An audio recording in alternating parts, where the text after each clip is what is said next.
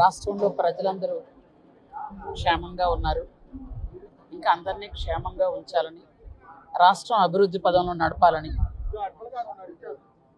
ఆ గోవిందుడు ఈ రాష్ట్రంలో ఉన్న ప్రజలందరినీ క్షేమంగా చూడాలని అందరి తరపున దండం పెట్టుకున్నాం. చెప్పండి. ఈరోజు కరెక్ట్గా చంద్రబాబు నాయుడు గారు 4వసారి ముఖ్యమంత్రి అయినటువంటి సందర్భం కూడా మీ అందరికీ తెలుసు.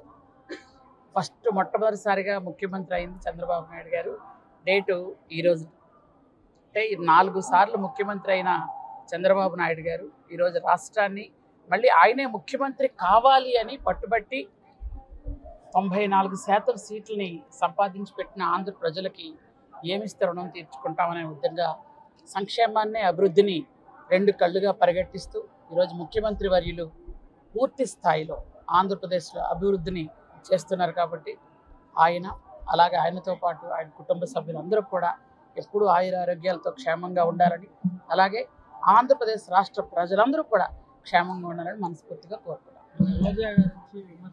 వాళ్ళ గురించి మాట్లాడటం అంత అవసరం నేను అనుకోవట్లేదండి. ఎందుకంటే ఆ మంత్రులు, వాళ్ళ భాషలు అవన్నీ మనకు అవసరం లేదని నా ఉద్దేశం. ఏదో నాకు ఈరోజు చాలా మంచి సందర్భం. ఆ పరమాత్ముడు, ఆ మహాత్ముడు పక్కన ఇక్కడ ఉన్నాం. ఇప్పుడు వాళ్ళ గురించి మాట్లాడడం అవసరం లేదు.